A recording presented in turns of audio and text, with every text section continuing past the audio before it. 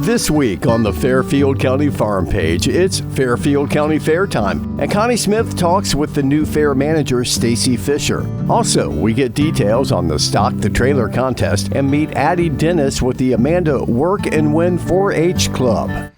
Well, welcome. Here we are, Fairfield County Fairgrounds. Finally, I captured our new manager. Fairfield County Farm Page. I'm Connie Smith. I'm so thrilled to be with Stacey Fisher today here at the fairgrounds. Stacey, almost ready for 1 year of the Fairfield County Fair. Big year. What's it like to be in your boots, girlfriend? My boots are huge and I feel like I have little feet. It's very stressful, I cannot lie to you. I had no idea all that goes into just the fair and the grounds itself. Yeah. But I wouldn't change it. I love the chaos the of it chaos. all. I thrive in chaos. In my interview I said that I thrive in chaos. When this kind of stuff happens, I can just put a plan together and do it. My only anxiousness right now is making sure that this fair is successful, because it is this 175. Yeah, because we are taping this just, about 2 weeks prior to the fair, and I don't think I'll catch her again until after the fair's over. But it's my pleasure to have her on the OSU Extension Farm Page. So let's talk a little bit about some of the things you think are unique to our fair, because you did not grow up here. I did not. Okay. I grew up at Madison County. Yeah. So what makes this unique to you, seeing it as a first timer through your eyes? I love the time of year that the fair is. So when I was raised, the fair was always in the heat of the summer. It was just downright miserable. I love the time of the year the fair is here, the fall atmosphere. I love the historical buildings here. The dining hall is probably one of my favorite places because everyone congregates and has conversation over a good meal there. And the grounds are just beautiful. That's what makes this fair great, is the grounds and the community that's at this fairgrounds. Yeah. So you're a 4-H advisor too. Correct. So what does that mean to you? Because you just have so much time on your plate, but you carved out that little niche to be a 4-H advisor. Why? Because the children of this community is what's going to make this community better in the future. Yeah. We have to build our younger generation to make it a good system. You learn so much through 4-H. I learned responsibility. I learned animal care. I learned, I have to lose this project that I've worked so much into, and I love this lamb to get the profit so I can do it next year. So you learn a lot from responsibility. You learn a lot from medication for animals, how to take care of them, how to identify them. So that's... Yeah. And what makes this fair unique, you'll see this a lot. We'll talk about not only these animals that are at the fair, but there's been a lot of competitions happen before the fair in our MQP, or our muscle quality performance contests. So those kids actually raise an animal and then it's harvested and they get to see the quality of that animal. So it's really truly a contest from gate to plate. And we feel like with those kind of contests, we're very unique here because we can do those contests. We think that probably makes those children better consumers down the road. I agree with that statement. So Madison County had something when I was growing up, it was called the Carcass Show. And it was kind of like Fairfield County's, where they brought the animals in beforehand, but we didn't do a weigh-in at the beginning and we didn't do a weigh-in at the end. Right. You just brought them in and then it went to not stockyard, but the butcher to be processed. And then they did away with it and they just do a back scan now at that fair. And I don't know if they continue to do that or not. What we offer here at Fairfield County is that whole thing where they start with the weigh-in to see where it's at so they can see the rate of gain at the end. Performance. The process here is significantly better than what I've seen at any other fair. And then a local butcher is the one doing it. Yeah, and then we have folks from Ohio State University come down and evaluate those carcasses. Our beef team specialist, our sheep specialist is a big part of that. And by nature, those guys are good teachers. Mr. Garth Ruff, Brady Campbell from OSU. So they're teaching those kids, and someday, those kids may interact with those guys at the university level, but it makes them better producers, better consumers. So that's really a big part of the teaching that goes on that nobody sees. You don't get to see that behind the scenes, but you know that that's happening. And some of the other things that I think we do here as far as teaching that nobody sees is we engage with FFA, we engage with 4-H, and we're bringing them along with interviews, and we're bringing them along with telling us about your project. It doesn't matter if you've had a summer project where we interviewed you, or it doesn't matter if you're at the fair. You got to talk to a judge. Yep, you sure do. You talk to a judge for the summer projects. You talk to a judge for any species here, and when you're talking to a judge, you relate that to adult life for a job interview. Yeah. So everything that they're learning here as kids is preparing them for their future. Yeah, and because let's be really honest, you interviewed with the fair board for your job. 16 people looking at her, asking her if she wants a job. That's kind of brutal. That is an understatement. You have 16 different personalities that you're trying to put a take on all of them to make sure you're corresponding with them the correct way and giving the correct information while being professional. And I can't lie to you, being an FFA, I was an officer. And that got me created. That got me ready for this. So we create good kids here in Fairfield County.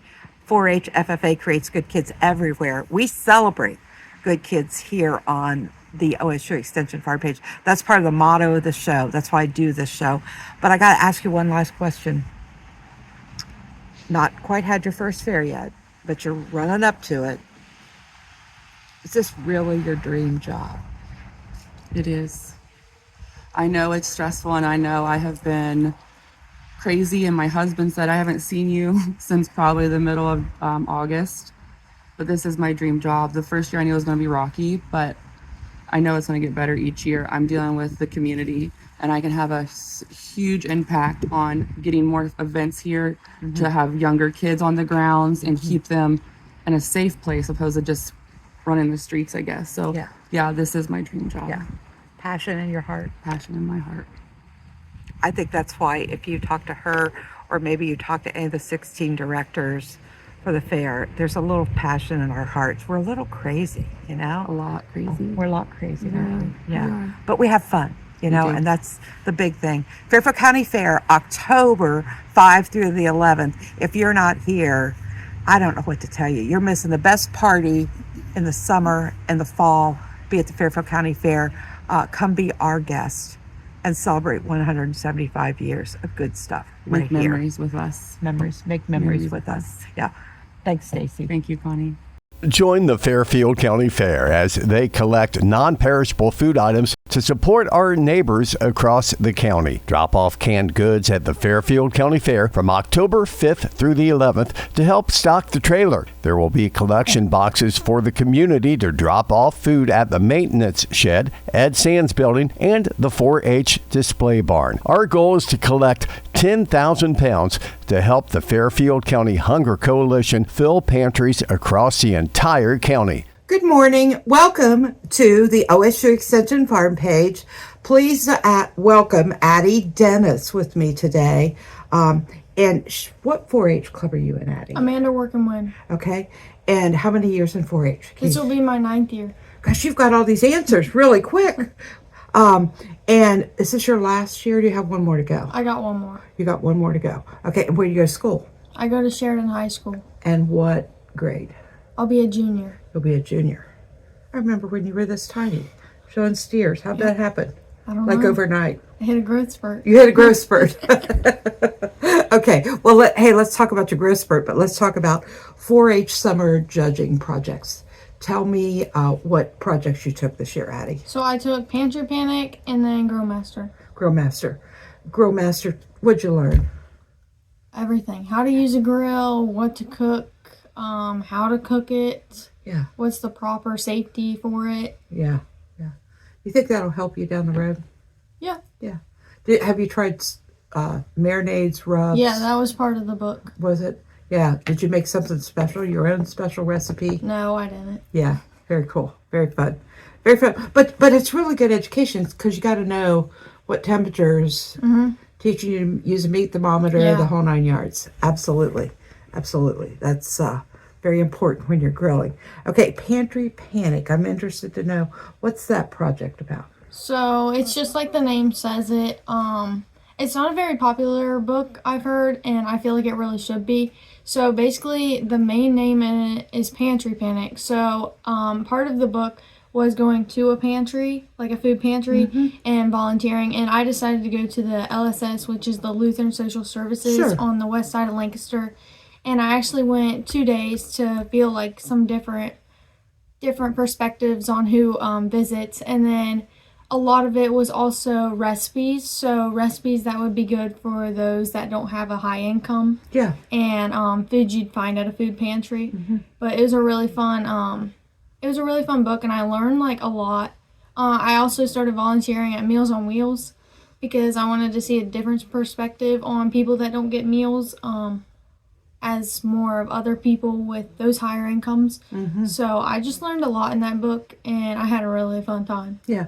You know what I think is interesting is, like, you know, I've worked with Jeanette Curtis from Fairfield 211 quite a bit, and I know she came to your 4-H club, and you've learned everything about that. You and I, coming from the farm background, probably don't think about eating canned meat very much. We never think about that, do we? But it's interesting to me. Jeanette has always told me, think about taking mac and cheese and adding a can of tuna, or think about adding a can of chicken. And to me, that's kind of foreign to me. I can't think about that. But that's what makes a complete meal, or a better meal if you're struggling on low income. So when you think about all those things you see at the pantry, did you see different things than probably what's in your home cupboard? Definitely canned things. My family's not really a canned food. I mean, we have the cans. We don't use them. They're just in there. Just in case emergencies. Yeah. But it was a lot of canned foods. I went to a choice pantry, which is you get a shopping cart and you get what you want. It's not like a usual, just a regular food pantry where you get a bag and you're good to go. Yeah. So the choice pantry is you walk in and everything has a limitation. So if you have a family like 1 to 3, for instance, then you get 2 cans. If you have a family 4 to 7, you get 3 cans. So that was part of it. We had cans in a whole section, chips, tons of applesauce. Meats, fruits, fresh produce, which I was really surprised about. They had a really good selection for that. And then milk, eggs. It was a really nice food pantry. Even some like toiletry options for it. But yeah. What'd you learn from all that? That there's a lot of people struggling out there. Yeah. And we don't think about that sometimes, we don't. do we? Yeah. Yeah. Well, you know, 4-H teaches us lots of lessons in lots of different ways. And, you know, sometimes we all think about those pretty animals at the county fair, and we think about all the different things that goes into that aspect of 4-H. But it's really my pleasure to bring to you this side of 4-H, which is real life experience. Yeah, it is. Really real life experience. Always good to have our 4-Hers on Fairfield County Farm Page. And I hope you'll listen in and continue to follow us by just clicking and subscribing below. Thank you, Addie. It's been a good interview. Thank you very much.